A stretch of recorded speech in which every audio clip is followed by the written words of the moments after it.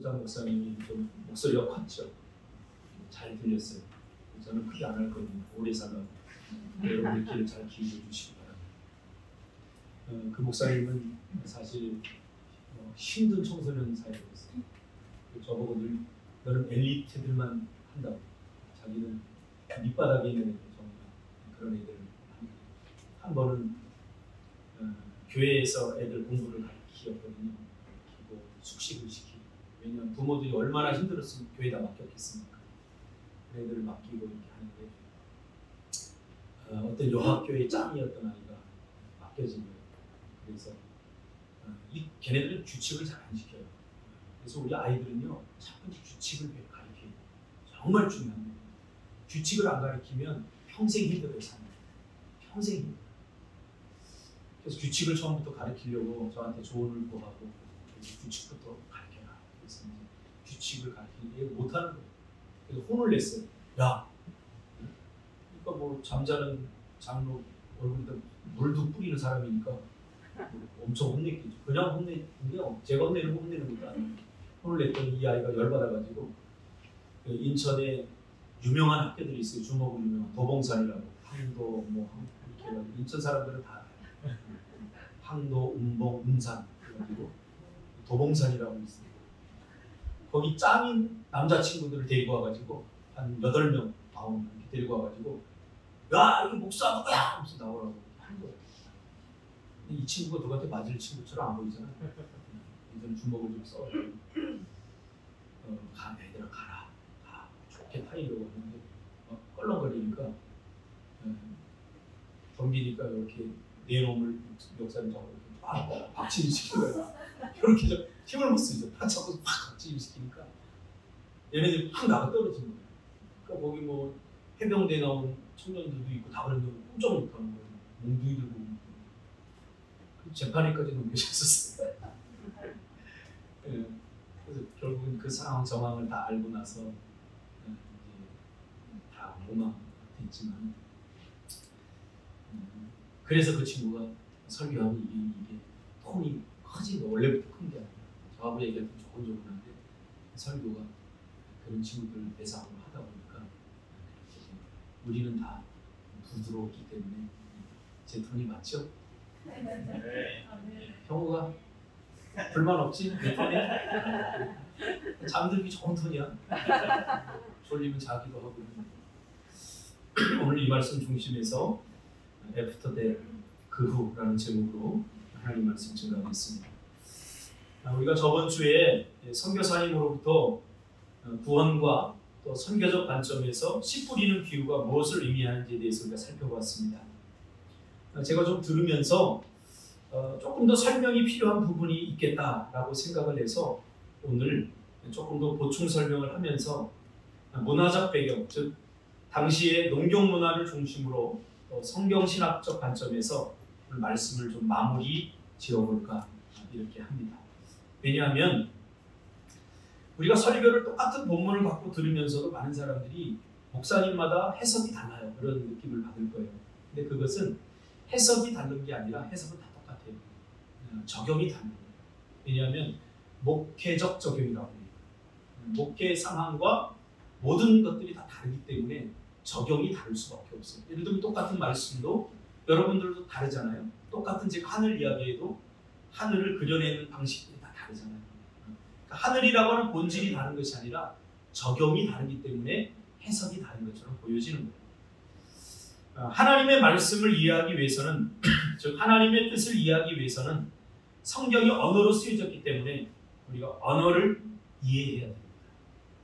언어를 이해하고 그리고 당시의 문화라는 배경을 이해하는 것은 굉장히 중요합니다.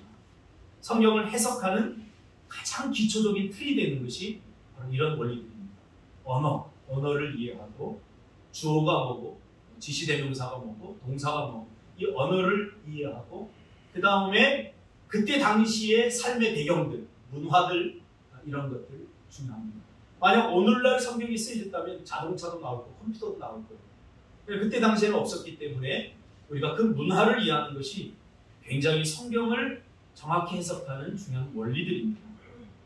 이것이 제대로 됐을 때 바로 온전한 적용이 되는, 온전한 해석을 통해서 해석이 온전해야 적용이 제대로 되는 것입니다.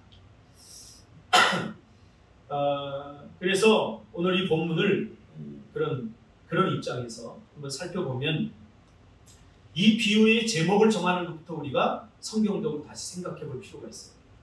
우리가 흔히 씨 뿌리는 비유라고 흔히 말합니다. 근데 이 비유는 이 본문이 가지고 있는, 본문이 우리에게 전달하려고 하는 내용과는 조금 거리가 멀어요. 씨 뿌리는 비유, 그럼 우리가 씨 뿌리는 비유 이렇게 알고 있지만 오늘 본문은 씨 뿌리는 것에 집중되어 있잖아요. 그래서 이 비유의 핵심은 오히려 결실과 땅에 대해서 말씀하고 있기 때문이죠. 오늘 태한 집사님이 요즘 기도 좀 하는구나. 결실이라는 단어가 나왔어요. 결실. 그러니까 왜 씨를 뿌리는가?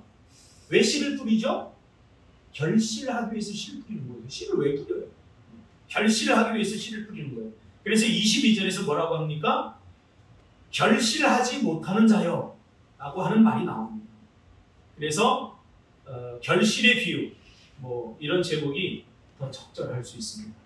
또 하나는 결실하기 위해서 뿌리는데 어디다 뿌리는 거예요? 땅에다 뿌리는 거예요. 그래서 네 가지 밭 비유가, 네 가지 땅, 이렇게 우리가 이야기해도 돼요. 그래서 결실과 땅이 연관을 갖고 있기 때문에 결실과 땅에 관한 비유라고 하는 것이 아주 적절합니다.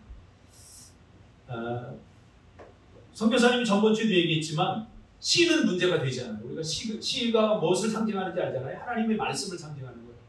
그러니까 하나님의 말씀인 이 씨가 문제가 되었던 적은 한 번도 없습니다.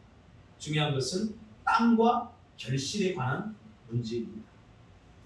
그래서 오늘 본문에는 네 가지 땅, 네 가지 밭이 소개되고 있죠. 그래서 이 네 가지 밭에 대한 이해가 필요합니다. 첫째 나오는 땅은 길가의 땅입니다. 둘째는 돌짝밭입니다. 셋째는 가시덤불입니다. 넷째는 옥토입니다.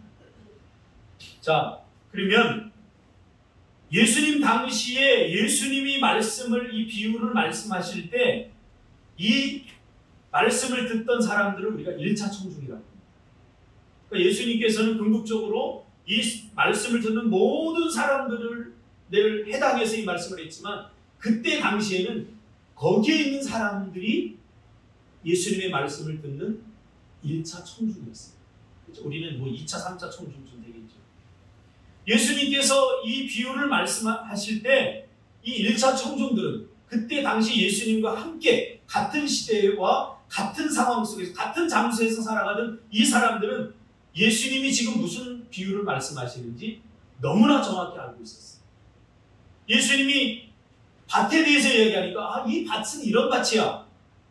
길가야. 돌짝밭이야. 가시밭이야. 옥토야 라고 말할 때 이 밭이 굳이 설명하지 않더라도 눈에 다 떠오르는 모습이죠. 여러분 우리도 그렇잖아요. 제주도의 밭을 한번 보세요. 그러면 우리는 다 떠오르잖아요. 그렇죠? 굳이 설명할 필요가 없잖아요. 그런데 시간이 많이 지났기 때문에 오늘 우리는 이 밭에 대해서 이해하려면 연구가 필요합니다. 예수님 당시의 밭의 개념으로 다시 가야 됩니다. 오늘 우리가 2022년도의 밭의 개념으로 보면 절대 이해 못해요. 성경 해석이 안 돼요. 거짓말이에요. 생각해 보세요. 돌짝밭이라는 표현 자체가 모순이에요. 누가 돌이 있는 데서 씨를 뿌립니까? 응? 누가 길가에 뿌려요? 누가 가시덤불 많은 데 누가 뿌려요? 그렇죠? 근데 오늘 본문에서 그것을 밭이라고 표현하고 있습니다. 그렇죠? 그래서 이런 역사적이고 문화적 차이가 있기 때문에 예수님 당시의 밭은 어떻게 일구었고 어떻게 생겼을까를 우리가 다시 찾아내야 하는 거죠. 예수님 당시에는 이 밭을 일구는 도구라든가 또 지형상 우리나라 밭과는 달라요. 우리나라 밭은 이제 평야처럼 잘 가꾸어진 밭이에요. 어떻게 육지에, 제주도니까 돌이 많지 육지에 가면 밭에 돌 하나 없을 정도로 아주 잘 이렇게 갈려져 있죠. 그런데 예수님 당시에 밭, 그러면 흔히 어떤 밭이었냐면 이렇게 약간 돌들과 가시덤불들도 있고 또 거기에 사람들이 계속 다니다 보니 거기 길도 조성되어 있는 그런 어떻게 보면 좀 어설픈 밭이었어요. 이 밭을 일구는 도구들이 발달되지 않았기 때문에 도구를 일구는 것들이 굉장히 형편이 없었죠. 그렇죠? 그래서 이렇게 동상 같은 이런 돌도 있고 가시덤불도 있고 이제 사람들이 다니다 보니까 길가도 되고 그런 데다가 이제 씨를 뿌리는 거죠. 그렇죠? 씨를 뿌리는 거예요. 그러다 보니까 어때요? 이렇게 좋은 밭에다가 이렇게 뿌린다고 했는데 그 씨앗들이 돌 위에도 올라가 있을 수 있고 또 가시덤불에도 갈 수 있고 그런 밭인 거예요. 길가에도 떨어질 수 있었다는 거예요. 그러니까 잘 경작한 밭이 아니라. 물론 잘 이렇게 갖고 사다 보니까 돌이 나와요. 돌이 나오니까 큰 돌 같은 경우 우리가 파낼 수 없지 않습니까? 도구가 없으니까 그냥 놔두는 거예요. 제가 어릴 때에도 시골의 밭은 밭 한가운데 큰 돌들도 있고 그랬어요. 그걸 파낼 수 없으니까 그냥 그 밭은 놔두는 거예요. 제주도에는 흔히 볼 수 있어요. 보면 그런 느낌이에요. 그 돌이 너무 많으니까 이 돌들을 다 갖다 버릴 수 없으니까 밭 한가운데도 쌓아놓는 거예요. 돌이 나오면. 제주도에도 예전에 제주도 예전 사람들은 학생들 방과후 끝나고 이제 보냈다고 그러잖아요. 돌 밭에서 골라내느라고 돌이 얼마나 많았습니까. 그래서 많이 곤란한 밭이 그런 밭이죠. 길도 마찬가지예요. 길도 잘 닦여진 게 아니라 동네 한가운데를 관통할 수 있기 때문에 주로 이제 그런 거죠. 밭이 너무 이렇게 여러 군데 있다 보니까 이거 우리 밭이야 여기 다니지 마 그런 게 아니라 다니는 게 먼저였기 때문에 계속 다니다 보면 거기 이제 길가가 돼서 씨를 뿌리다 보면 거기도 이제 떨어질 수밖에 없는 거죠. 이런 밭입니다. 그 가시덤불이라고 하는 것은 제가 그 땅에 가보니까요. 여러분 우리나라 가시덤불은 이 사막은 가시덤불이 굉장히 큰 나무처럼 뿌리로 밑에 깊게 박혔어요. 그래서 겉에는 이렇게 조금 잘라도 이게 쉽게 죽지 않아요. 왜냐하면 이 가시나무들이 살기 위해서 밑에 뿌리를 엄청 깊게 내리는 거예요. 그러다 보니까 오히려 나무보다 이 밑에 뿌리가 더 큰 경우가 커다래요. 특히 가시나무 같은 경우. 그러니까 이거를 뽑아내는 게 불가능하죠. 그러다 보니까 이렇게 남길 수밖에 없는 거예요. 뭐 지금 이런 밭입니다. 이런 밭을 우리가 생각해 볼 필요가 있습니다. 그러면 왜 굳이 그걸 연구를 해야 되냐? 이런 밭이 너무 중요해요. 왜냐하면 지금 우리가 네 가지 밭이라고 이야기했을 때 네 가지 밭이라고 하는 생각을 하게 되면 여러분 어떻게 하면 이 네 가지 사람으로 우리가 생각해요. 이 네 가지 성품으로 생각할 수 있어요. 그런데 이 밭은 하나의 밭이에요. 하나의 밭. 그러니까 우리 안에 이 네 가지 밭이 다 존재한다. 길가 같은 사람이 따로 있는 게 아니라 돌짝밭이 따로 있는 게 아니라 가시덤불 같은 사람이 따로 있는 게 아니라 옥토가 따로 있는 게 아니라 예수님 당시의 밭의 개념을 우리가 이해하면 이 네 가지 가능성이 우리 안에 밭으로 존재한다. 그럼 해석 자체는 엄청나게 틀려요. 아니 아까 얘기한 것처럼 네 가지 밭으로 우리가 이해를 해버리면 이것을 성품으로만 우리가 제한해서 해석할 수밖에 없어요. 그래서 좋은 밭은 성품이 좋은 사람. 성품. 근데 보니까요 타고나면 성품이 좋은 사람이 있어요. 그리고 길가 같은 사람, 뭐 가시나무 같은 돌짝밭 같은 사람이 있다. 그래서 우리는 좋은 밭이 되어야 된다. 이렇게 끝나면 도덕적이고 윤리적인 설교는 아주 탁월한 설교지만 이러한 설교는 생명력을 잃어버리는 거죠. 왜? 말씀의 생명력은 어디에서 나오냐면 예수님이 이 말씀을 우리에게 들려줄 때 예수님이 우리가 깨닫기 원하는 방식으로 우리가 그 말씀이 해석되어지고 전달되어질 때 이 말씀은 살았고 운동력이 있고 사람을 살리는 말씀이 되는 거예요. 무조건 좋은 말 한다고 그게 좋은 말씀이 되는 게 아니에요. 어떤 분이 저한테 그래요. 목사님 교회 가면 다 좋은 말 하잖아요. 착하게 살아라 선하게 살아라 그러잖아요. 근데요 불교 가면 불교가 다 똑같아요. 근데 불교가 조금 더 깊은 것 같아요. 그래서 요즘 저는요 예배 장소를 옮겼어요. 그러니까 그러니까 이 설교자들의 사명이 뭐냐면 하나님의 말씀, 이 하나님의 말씀을 있는 그대로 하나님께서 의도한 대로 찾아내서 해석하는 것이 너무나 중요한 거예요. 그래서 이런 연구가 필요한 거죠. 이것을 사람에게 적용하면 우리가 아까처럼 그렇게 설교하자면 네 가지 밭이 있다. 네 가지 성품이다. 이렇게 이야기하는데 이런 해석은 말씀의 생명력을 상실하게 합니다. 자, 그러면 하나의 밭 안에 이 네 가지 가능성이 다 존재하는 거예요. 그렇죠? 그러니까 여러분들은 어떨 때는 길가밭이 되기도 하고 어떨 때는 옥토가 되기도 하지만 어떨 때는 가시덤불이 되기도 하고 어떨 때는 돌짝밭이 되기도 해요. 무엇이 떨어질 때? 하나님의 말씀이라고 하는 씨앗이 우리에게 떨어져요. 그러니까 어느 누구든 이 네 가지 밭의 가능성을 다 가지고 있는 것이죠. 선교사님이 전번 주에 우리는 이미 좋은 밭입니다 라고 말했을 때 그것은 결론이 아닙니다. 전제입니다. 전제. 잘 들으셔야 돼요. 왜냐하면 이 하나님의 말씀을 해석하는데 그냥 마음대로 내 생각대로 하면은 앞뒤가 안 맞은 오류가 일어나요. 그래서 무질서하게 돼요. 그래서 이 사람은 이런 얘기하고 저 사람은 저런 얘기하니까 모르겠다 그러는 거예요. 성경보다 더 정확한 것이 없어요. 말씀대로 살면 정확한 결실이 오는 거예요. 그래서 우리가 신학적으로 정리하는 것이 필요해요. 아무 얘기나 아무 설교나 다 듣다 보면 좋은 얘기만 듣다 보면 도덕적인 윤리적인 것밖에 남지 않아요. 그런 말씀은 우리의 영을 살릴 수 없고 우리의 영을 새롭게 할 수 없어요. 오직 하나님의 말씀이 제대로 해석돼서 들려질 때 그것이 생명력 있는 말씀이 되어서 우리에게 공급되어지고 우리에게 활력을 얻게 하는 그런 말씀이라는 거예요. 그래서 아까도 얘기했지만 이미 좋은 밭이라고 하는 것은 결론이 아니에요. 결과에서만 안 돼요.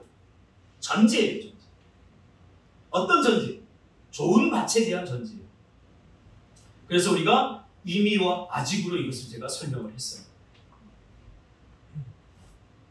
그리고 좋은 땅이라고 하는 것은 구원의 누림의 입장에서 우리가 생각해 볼 필요가 있죠. 오늘 본문은 누구에게 증거되어 있냐면 우리가 읽어보면 제자들과 큰 무리들이 함께 있을 때 이 비유의 말씀을 하셨어요. 예수님은 누가 천국 백성이고 누가 천국 백성이 아니다 라고 구분짓지 않았어요. 그러나 훨씬 더 흥미를 유발시키면서 이 이야기를 끝낼 때쯤 되면 이 이야기를 듣던 모든 사람들이 난 천국 백성이 아닐 수도 있다. 나는 천국 백성이 하는 것을 본인들이 알게끔 이 말씀을 전합니다. 그러니까 이 말씀은 굉장히 무서운 말씀일 수 있어요. 내가 교회 다니니까 천국 백성이다. 우길 필요도 없어요. 주장할 필요도 없어요. 억울해할 필요도 없어요. 이 말씀을 딱 듣고 나면 나는 천국 백성이구나 하는 것을 알게 될 것이고 나는 천국 백성이 아닐 수도 있구나 하는 것을 내가 느낄 수 있다. 그러면 이 네 가지 밭을 결정하는 것이 무엇인가를 우리가 한번 살펴보기로 합니다. 이 네 가지 밭을 결정하는 것은 이 네 가지 밭이 이미 존재한 것이 아니라 말씀에 대한 반응이 이것을 결정합니다. 천국의 씨앗인 하나님의 말씀이 내 마음에 떨어질 때 어떻게 반응하는가 이것이 중요하죠. 그 네 가지 밭을 결정하는 것은 말씀에 내가 어떻게 반응하느냐입니다. 자, 길가밭은 어떻게 반응하죠? 19절에 보니까 아무나 천국 말씀을 듣고 깨닫지 못할 때는 악한 자가 와서 그 말씀을 빼앗는다라고 말합니다. 그러니까 길가밭이 의미하는 것은 뭐냐면 천국 말씀을 전할 때 말씀이 나에게 떨어질 때 깨닫지 못함으로 반응합니다. 깨닫지 못합니다. 여기서 우리가 주목해야 될 부분은 바로 깨닫지 못하면 길가밭처럼 된다. 하나님의 말씀이 증거될 때에 그 말씀을 깨닫지 못하면 자의적으로 해석하고 이 말씀을 온전히 하나님의 말씀이 의도된 대로 받지 못하고 내가 받고 싶은 것만 받으면 문제가 심각해질 수 있어요. 생명력을 잃어버리게 되는 거죠. 이것은 결실까지 가지 못하는 말씀. 그러니까 씨앗을 심는 목적이 뭐라고 그랬죠? 결실하고 있습니다. 하나님께서 말씀을 말씀의 씨앗을 뿌리는 이유가 뭐예요? 그 말씀이 여러분의 마음의 밭에 떨어져서 그 말씀을 결실하기 위해서 이 말씀을 하는 거예요. 설교도 마찬가지. 그러므로 깨달으려는 애씀과 노력, 몸부림 없이 깨달음은 불가능하다는 거예요. 길가는 한마디로 말하면 완악한 마음, 딱딱한 마음, 무관심한 마음, 완고한 마음. 하나님의 말씀에 관심이 없어요. 길가에 딱 떨어졌어요. 우리 마음의 밭에 딱 떨어졌어요. 뺀들뺀들해요. 너무 완고하고 완악해요. 관심이 없어요. 그럼 어떻게 된다고요? 사단이 와서 싹 가져간다. 그렇잖아요. 여러분, 제가 청소년 사역하는데 말씀을 전할 때 항상 저 애쓴 부분이 아이스 브레이크. 아이들 마음은 워낙 안 해. 관심이 없어요. 하나님의 말씀. 어렵다는 거예요. 그냥 관심이 없어요. 그래서 그 말씀을 어떻게 하면 그 완악한 마음이 뚫고 들어가게 할까? 막 때로는 욕도 하고 관심을 끌게 하기 위해서 별일을 며칠 다 합니다. 그게 1시간이에요. 아이스 브레이크 하는 거. 청소년 사역이 힘든 게 그거예요. 설교하려면 설교 1시간, 아이스 브레이크 1시간 해야 되고 재미난 얘기도 막 해줘. 이스라엘 백성들의 고질적인 문제가 뭡니까? 길가 같은 마음에서 완악했어요. 하나님의 말씀에 관심이 없었어요. 하나님의 말씀을 알고 싶은 마음도 없었어요. 베레아 사람들은 하나님의 말씀이 그런가요? 그대로 한번 해봤다 라는 말이 나와요. 그대로 살. 그런 마음이 오늘 우리에게 없어요. 이 마음을 우리는 길가라고 표현하고 있어요. 딱딱해요. 반질반질. 더 이상 길가에는 뿌리를 내릴 수 없잖아요. 그래서 사단이 와서 싹 가져가요. 여기서 들을 때는 괜찮은 것 같아요. 길가에 뿌려져 있다. 그런데 싹 가는 순간 사단이 싹 가져가요. 온갖 의심을 하게 하고 이 말씀 없어도 살 수 있잖아. 말씀이 꼭 필요해. 싹 가져가. 내가 갖지 않아. 이게 길가가 유명합니다. 두 번째는 돌짝밭이 나옵니다. 그러니까 예수님이 뭐라고 해석해 줍니까? 그러니까 오늘 본문은 이미 해석입니다. 이미 설교입니다. 그래서 거기에 대한 해석을 더 이상 할 필요가 없어요. 그러니까 예수님이 해석한 걸 그대로 이야기해 주는 거예요. 돌짝밭은 말씀을 듣고 즉시 반응하는 거죠. 아 그래 맞아. 기쁨으로 받아요. 그러나 그 속에 뿌리가 없어 잠시 견디다가 자 그 다음부터 중요합니다. 말씀으로 말미암아 환난이나 박해가 일어난다. 여러분 우리가 말씀대로 살지 않는 이유, 못하는 이유 중에 하나가 뭐냐면 말씀대로 살면 대가를 치러야 되기 때문에 말씀에 순종하려고 하면 대가를 치러야 돼요. 그것을 오늘 예수님은 말씀으로 말미암은 환난이라고 얘기해요. 말씀으로 말미암은 환난. 그걸 박해. 그렇죠? 박해가 일어나죠. 이런 말씀대로 살려고 하면 박해가 일어나요. 어제 명규 집사가 찾아왔어요. 목사님 베트남 출장 가야 되는데 주일이 껴져 있어요. 그걸 나한테 물어보는 것 자체가 의심밖에 안 해요. 어떻게 해야 돼요? 명규 집사 어떻게 왜 물어봐요 나한테? 어제 내가 이야기해주고 나니까 좀 괘씸하더라고. 그렇죠? 박해가 여러분 말씀대로 살려고 하면 박해가 와요. 쉽지 않아요. 이것을 돌짝밭에 떨어진 씨앗으로 지금 하는 거예요. 어떻게 물기가 조금 있어서 뿌리가 조금 바라까지는 돼 있죠. 바라까지는 돼 있죠. 그런데 이 뿌리가 돌을 뚫지 못하니까 이 돌에 떨어진 씨앗의 최고의 박해는 뭐냐? 해예요. 해. 해가 강하게 비치면 이렇게 말라버립니다. 이 돌짝밭이 한이에요. 그 속에 뿌리가 없어 잠시 견디다 말씀으로 말미암아 환난이나 박해가 일어날 때 곧 넘어지는 자다라고 이야기합니다. 바라까지는 됐지만 뿌리 내리지 못한 식물에게 있어서 해는 환난이 될 수 있죠. 뿌리는 영양 공급을 하지 않습니까? 물을 빨아들이지 않습니까? 신앙생활에 있어서 예수님도 또 성경도 뿌리에 대해서 우리 계속 이야기하고 있습니다.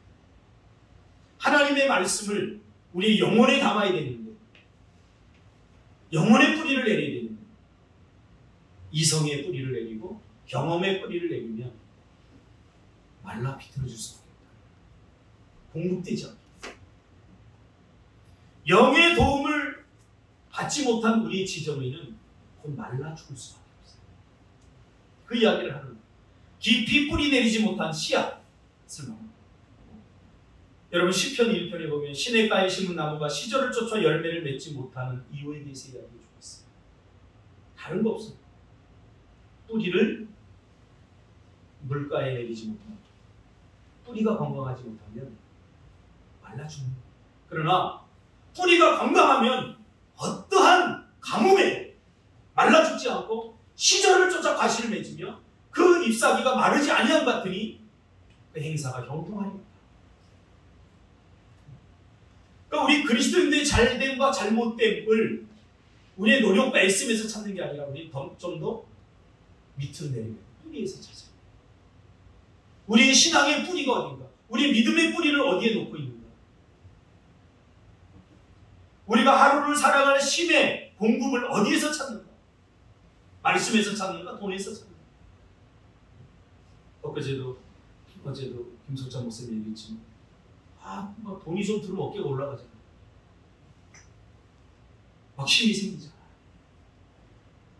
미봉책이에요. 돈은 또 없어질 때도 있어. 그런 것에서 찾지 말아요. 마르지 않는 샘, 마르지 않는 예수님께 뿌리를 내려야 시절을 쫓아 모든 사람들이 가난이 오고 가뭄이 든다고 할지라도 어때요? 잎사귀가 무성해집니다. 어제 김성찬 목사 그런 얘기를 옆에 교회들이 다 있는데 그 교회를 딱 지었는데 다 빛나더라고요. 그래서 어떤 분이 가면서 보니까 야, 마르지 않는 잎사귀가 이 코로나19 시대에 어떻게 저렇게 교회를 지어 은혜스럽다고 이렇게 이야기해요. 예수님께 말씀의 뿌리를 깊이 내려야 돼요. 그렇지 않으면 넘어져. 은혜 받은 것 같고 얼마 가지 못해. 자, 세 번째는 가시덤불이 나오죠. 말씀을 들으나 세상의 염려와 재물의 유혹에 말씀이 막혀 결실하지 못하는 자다. 이렇게 얘기합니다.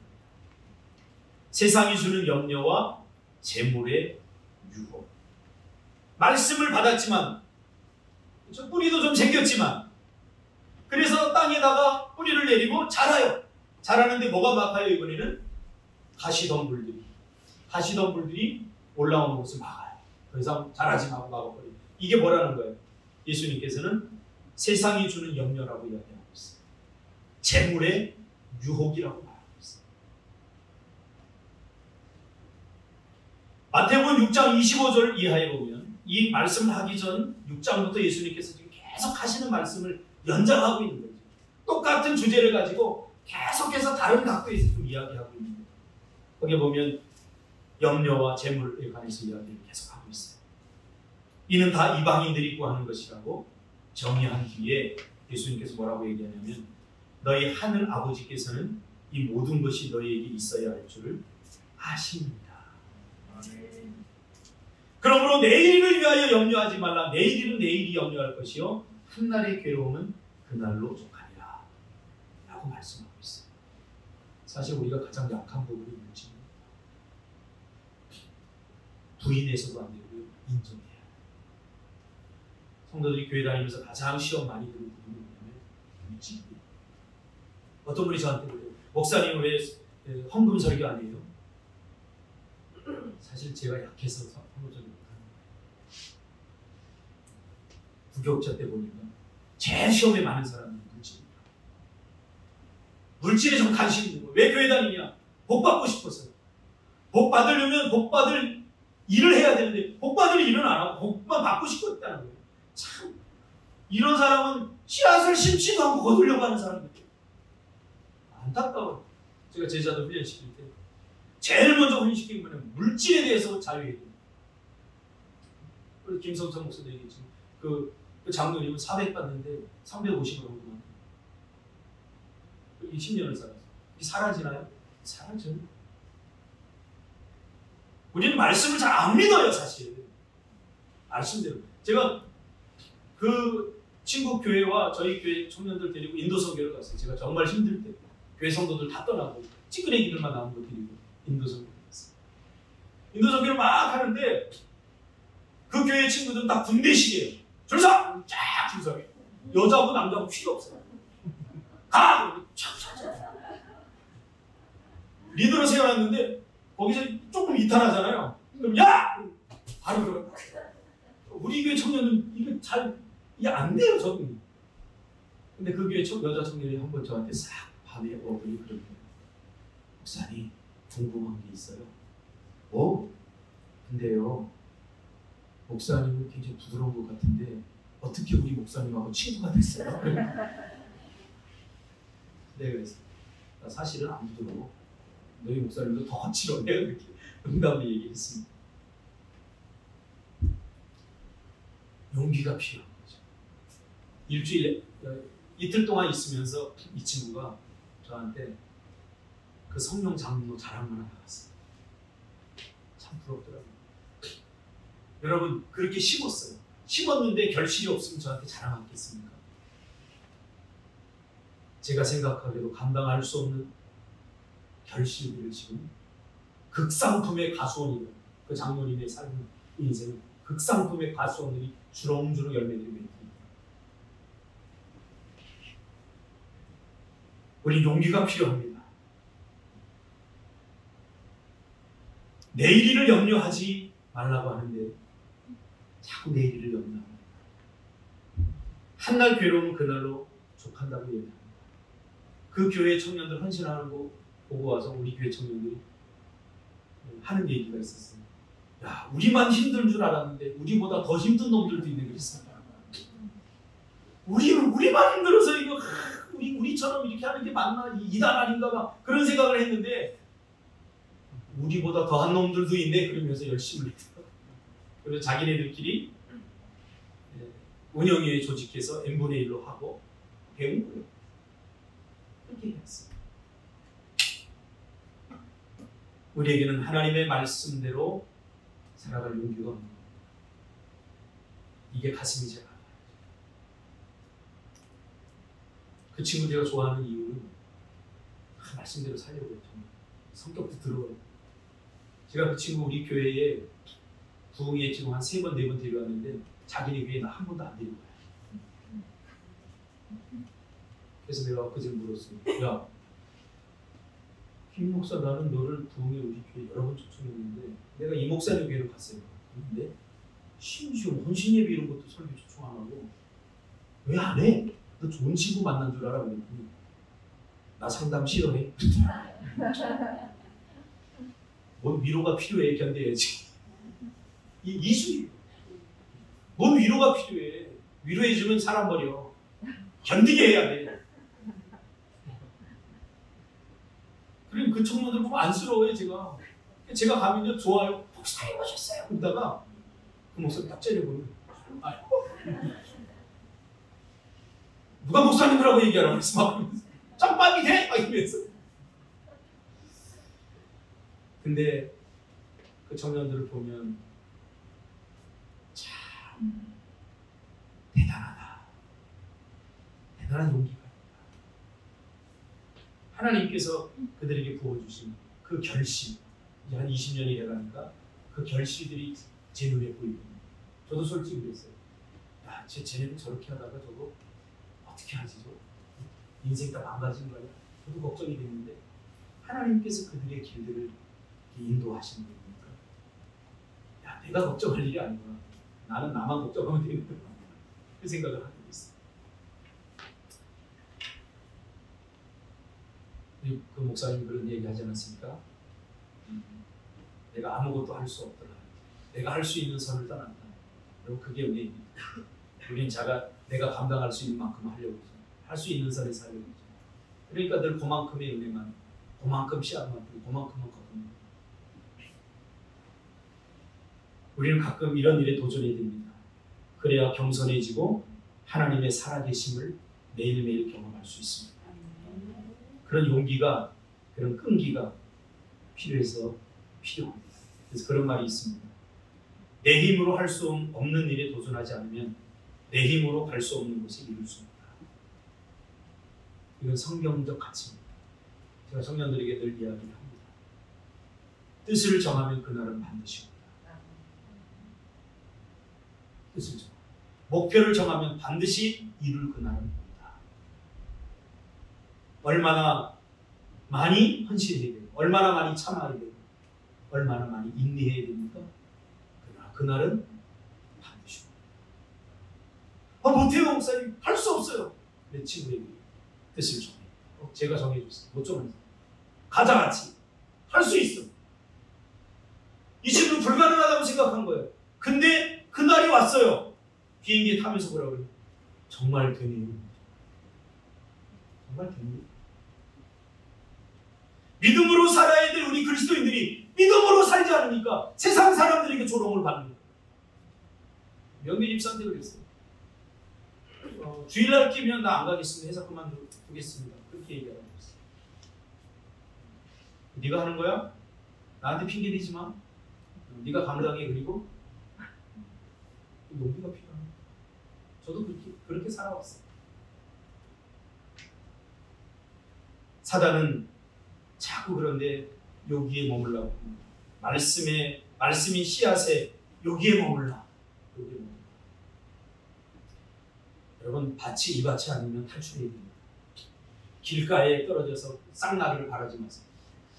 길가에 떨어졌으면 길가를 탈출해야 돼요. 돌짝밭에 떨어졌는데 어떻게 기적적으로 하나님이 매일 물을 공급해서 그렇게 기도하는 사람들이 있어요. 공교예요. 돌짝밭에서 탈출해야 돼요. 벗어나야 돼요. 옥토로 가야 돼요. 그렇지 않으면 발화할 수 없어요. 그 똑같은 삶의 구조 속에서 여러분 저는 요즘 그 TV에서 무당들이 나와서 막 하는 그 서장훈이하고 이수근이하고 막 하는 그럼 좀 안 했으면 좋겠는데 어느 날 보니까 그냥 보려고 본 게 문득 이렇게 봤어요. 그러니까 누가 나왔는데 서장훈이가 그 얘기가 쏙 들어와. 서장훈이가 뭐라고 그러냐면 너 이혼해야 돼. 그러니까 이 남자가 너무 게으른 거예요. 게으른데 이혼을 안 했으면 좋겠다는 거예요. 이 여자는 남편이 걔로 돈 못 벌어오니까 너무 힘든 거예요. 근데 어떻게 이혼 안 할 방법이 있습니까? 하고 오니까 서장훈이가 돌직구를 하니까 뭐라고 그러냐면 지금 이 구조 속에서는 이혼할 수밖에 없다. 네가 바뀌지 않아. 우리 그리스도인들도 가끔 그래요. 나는 바뀌지 않으면서 환경이 바뀌기를 원해요. 불가능한 거예요. 돌짝밭에 앉아서 쌍나기를 바라는 거예요. 가시덤불에서 세상 온갖 염려와 근심, 걱정 다 갖고 있으면서 결실하기를 바라는 거예요. 무리예요. 절대 그럴 수 없어요. 제가 상담하면서는 아주 냉정하게 이야기를 합니다. 당신 문제다. 자꾸 합리화시키지 마. 합리화시키면 변화될 수 없어요. 인정해야 돼. 내 잘못을. 내 문제가 무엇이 인정해야 돼. 그리고 돌짝밭에 옥토로 가야 돼요. 그래야 변화되는 거예요. 사람. 게으른데 성공하겠다는 거예요. 말도 안 되는 거죠. 게으른 사람이 성공한 거 봤나요? 돌짝밭에 있으면서 쌍나기를 바라고 가시덤불에 온갖 세상의 염려와 재리, 근심, 걱정, 유혹을 다 갖고 있으면서 결실하기를 바라는 거 불가능하다고 좀 예수님이 이야기하는 거예요. 이런 땅을 호세아는 묵은 땅이다라고 표현합니다. 묵은 땅을 기경하라 라고 이야기해요. 이 묵은 땅은 한때는 좋은 밭이었어요. 좋은 옥토였어요. 싹이 막 나고 발화하고 자라서 극상품의 열매들이 맺혀져서 한때는 주인을 기쁘게 했어요. 그런데 이 땅을 갈지 않고 가꾸지 않으니까 묵은 땅이 되어버려서 이제는 더 이상 생산력을 잃어버린 땅이 되어버린 거예요. 이 이스라엘 백성들 말합니다. 한때 우리도 그러지 않았습니까? 하나님을 기쁘시게 하는 결실들이 우리 삶에 있었어요. 지금 돌아보니까 없어요. 이게 묵은 땅이에요. 더 이상 잡초만 무성하고 결실할 수 없습니다. 저는 이게 제일 무서워요. 어제도 제가 운영 여인을 모아놓고 얘기했어요. 우리 이제 다시 새롭게 시작하자. 새롭게 시작하자. 마지막 네 번째는 좋은 땅, 옥토입니다. 말씀을 듣고 깨닫는 자니 결실하여 어떤 것은 100배, 어떤 것은 60배, 어떤 것은 30배의 결실을 맺는다라고 말합니다. 여기서 핵심은 뭐죠? 깨닫는 자. 아까도 얘기했죠. 깨닫지 못하니까 결실을 맺지 못하고 옥토는 깨닫는 자예요. 옥토는 깨닫는 자. 성경에서 듣다라고 하는 듣고 깨닫는 자 그렇게 얘기해요. 듣고 깨닫는 자. 그러니까 성경에서 듣다라는 말의 의미를 우리가 알아야 됩니다. 성경에서 듣다라고 하는 말의 번역의 단어의 번역의 90%는 리스닝이 히어링이 아니라 히어링이 아니라 리스닝. 무슨 말이냐면 준석 집사님은 목사님 말을 잘 들어. 그럴 때 히어링 한다는 게 아니죠. 순종을 잘하는 거예요. 행동하는 거예요. 그런 의미가 있어요. 그러니까 들어야 깨닫게 됩니다. 들어야. 듣고 싶은 말만 듣고 듣고 싶은 말만 듣는 사람들은 절대로 깨닫지 못해요. 들어야 할 말. 내 마음의 밭에 어떤 씨앗이 떨어지든지 그것을 인정하고 수용해요. 그래야 들립니다. 성경에 보세요. 주여 말씀하옵소서 내가 듣겠나이다. 선지자들이 그랬다. 주여 말씀하옵소서 내가 들어보고 할 수 있을 것 같으면 하고 할 수 없을 것 같으면 하지 않겠나이다. 그러지 않았어요. 주여 말씀하옵소서 내가 듣겠나이다. 그러니까 듣고 깨닫는다. 굉장히 중요합니다. 들어야 깨달음입니다. 이 깨닫는다는 말은 우리가 원어로 이렇게 보면은 깨닫게 하시는 영이 있어요. 성령이. 그러니까 실천, 순종을 말합니다. 쉽게 말해요. 깨닫는다는 말은 순종을 말합니다. 이게 중요한 게 있어요.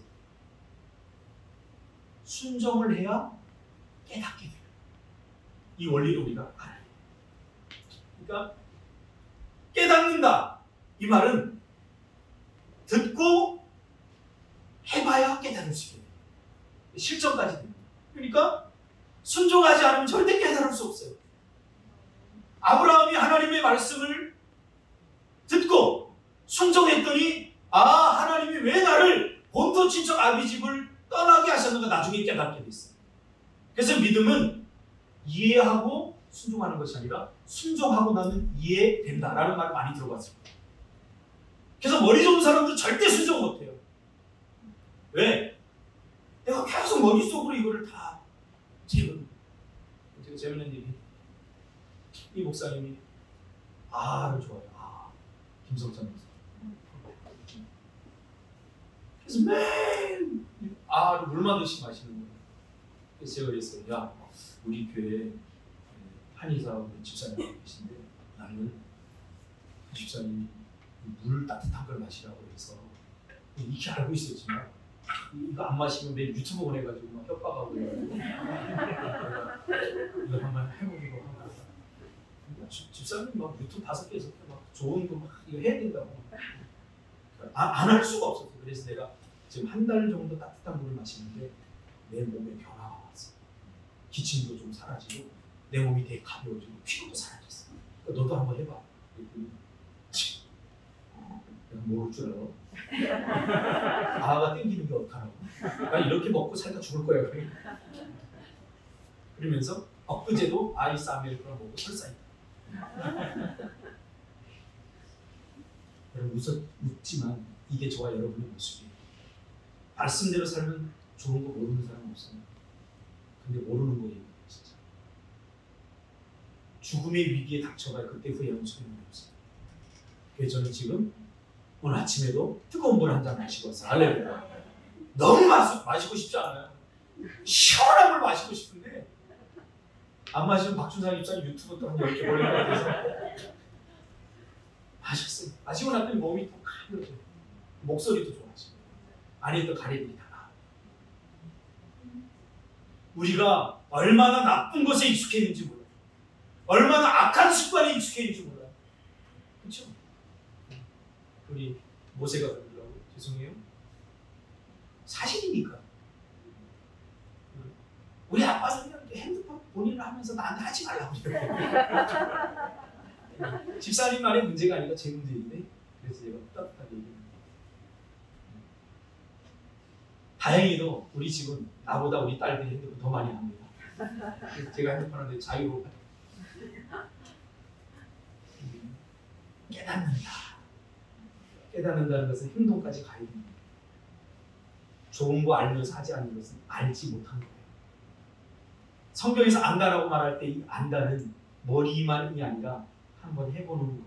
해보고 나서 얻어지는 게 안다. 다시 말하면 결심. 옥명 집사님 저기다가 깨를 심어놓고 고추를 심어놓고 들뜬 기분으로 살아가지고 고추 내가 따줄게. 그래서 제가 달리는 한번 보자. 첫 해에는 실망이 가득하더라고요. 아무것도 안 달렸어. 그냥 뿌리를 이 벌레들이 다 갉아먹어 죽는 거예요.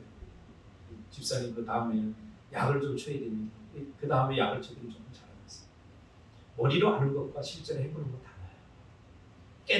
깨달음이라고 하는 것은 머리만 한번 띵 하고 울리는 게 아니에요. 해보세요. 실천해보세요. 순종. 하나님의 말씀대로 한번 해보세요. 해보세요. 쉽지 않아요. 그러나 하고 나면 힘이 생겨요. 하고 나면 다음부터는 타협이 안 돼, 다른 거. 그게 우리의 힘이 되는 거예요. 세상 사람들에게 말할 수 있어요. 상원 집사 같은 경우는 단기 선교 간다니까 2번인가 3번 직장 그만뒀잖아요. 그러니까 겉으로 보기에는 껄렁껄렁하고 뭐좀 묵뚝뚝하고 인사도 잘하고 물상 쓰고 다니는 별로 행복하게 보이지 않는데 저랑 얘기하면 깊은 얘기도 나누면 이 친구 참 깊은 말을 쓰지. 속이 깊은지. 쉽지 않아요. 직장 잘 나가는 거 그거 만들고 선교 간다는 게 쉽지 않아요.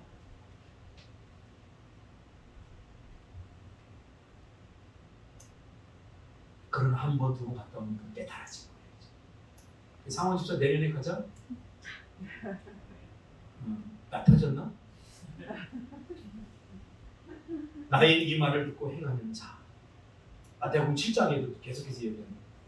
믿음의 기초는 뭐예요? 행함이 있어요. 깨닫다. 행한다. 그러면 어떻게 된다고 그랬죠? 결실한다고 했죠. 결실. 지금 예수님께서는 정확히 무엇에 대해서 이야기하려고 하냐면 천국 백성의 삶의 풍성함에 대해서 이야기해 줘요. 너희들 이미 하나님의 백성인데 불구하고 왜 그렇게 풍성하지 못한 삶을 사느냐? 바로 그래서 그래. 말씀에 대해서 너희들이 제대로 반응하지 않았어. 듣고 깨닫지 못해서 그래. 듣고 깨달으면 어떻게 돼? 30배, 60배, 100배의 결실을 맺는다는 거예요. 제가 결심했어요. 김서정 목사 저한테 와가지고 성령 장로 이야기를 이틀 동안 하는데 아주 지겨웠어요. 왜냐면 우리 성도가 아니니까 지겹더라고요.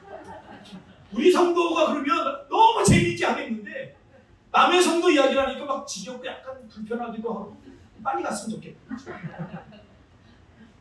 제가 목사의 기쁨은 뭐냐면 이렇게 성도를 자랑하는 이 친구가 별로 자랑하는 거 별로 자랑 잘 안 해요. 독특한데 어떻게 그렇게 성령 자랑하든지 사실 좀 부럽더라고요. 저도 그랬으면 좋겠어요. 제 자랑거리가 아니라 여러분이 제 자랑이었으면 좋겠고 여러분의 신앙의 그 길들이 빛났으면 좋겠어요. 기도하겠습니다.